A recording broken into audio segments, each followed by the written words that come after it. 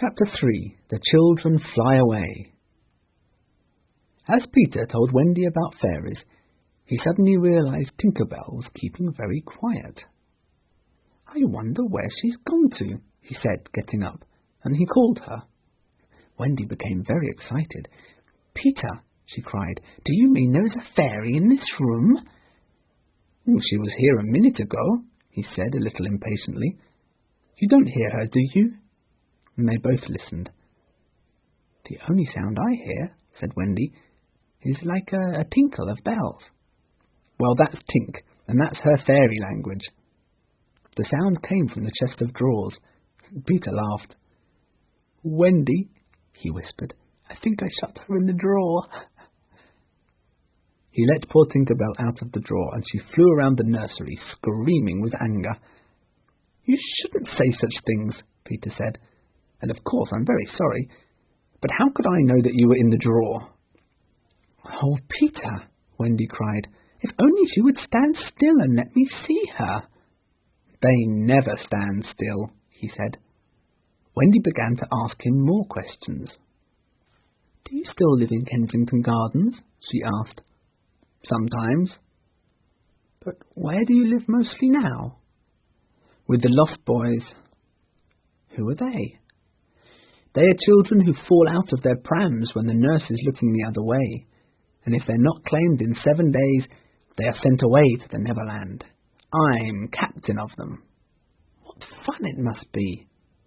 "Yes," said Peter, "but we are rather lonely.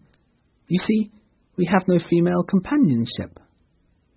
"Are there no girls there?" "Oh, no. Girls, you know, are too clever to fall out of their prams." This made Wendy feel very proud. Peter told Wendy that he had come to the nursery window to listen to their stories. "You see, I don't know any stories. None of the Lost Boys knows any stories." "How awful," Wendy said. "Oh, Wendy, your mother was telling you such a lovely story tonight." "Which story was it?" "Oh, about the prince who couldn't find the lady who wore the glass slipper." "Peter," said Wendy excitedly, "that was Cinderella, and he found her, and they lived happily ever after." Peter was so happy that he rose from the floor where they had been sitting and rushed to the window. "Where are you going?" she cried. "To tell the other boys." "Don't go, Peter," she begged. "I know lots of stories." He came back, and there was a greedy look in his eyes now, which should have shocked her, but did not. "Oh, the stories I could tell to the boys," she cried, and then Peter took her by the arm and began to pull her towards the window. "Let me go!" she shouted. "Wendy, come with me and tell the other boys." Of course, she was very pleased to be asked, but she said, "Oh dear, I can't. Think of Mummy. Besides, I can't fly." "I'll teach you." "Oh, how lovely it would be to fly." "I'll teach you how to jump on the wind's back, and then away we go."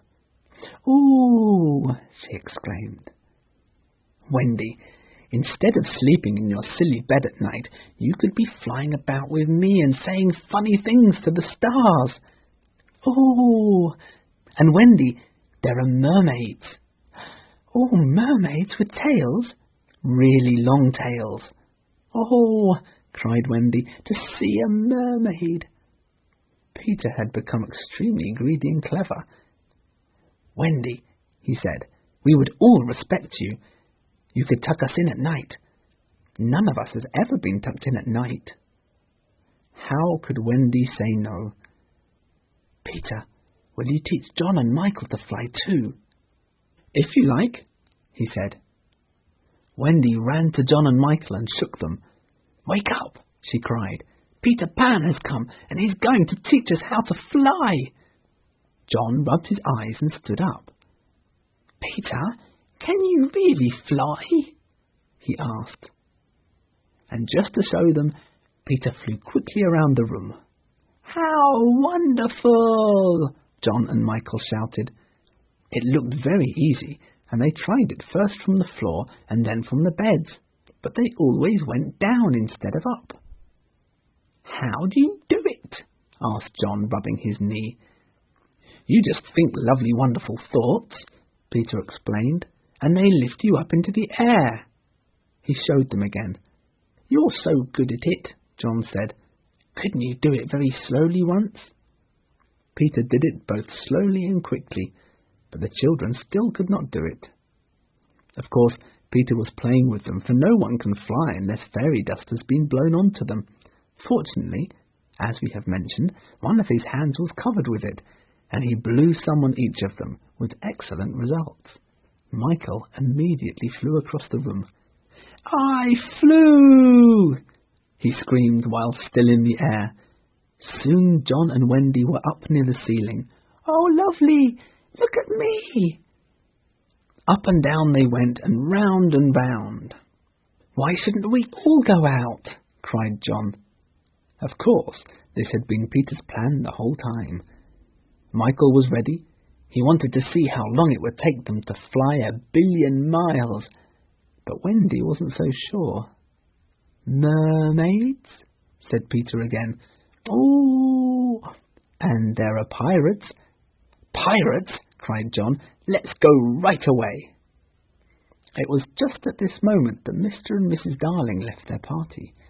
In the middle of the street, they looked up at the nursery window. It was shut, but the room was brightly lit, and they could see shadows on the curtain of 3 little figures circling round and round, not on the floor, but in the air. Not 3 figures, 4. Shaking, they opened the front door and hurried up the stairs. They would have reached the nursery in time if the stars had not been watching the children. The stars blew the window open, and the smallest star of all called out, "Hurry, Peter!" "Come!" he shouted to the children, and flew out at once into the night, followed by John, Michael, and Wendy. Mr. and Mrs. Darling rushed into the nursery too late. The children were gone, and the window was wide open.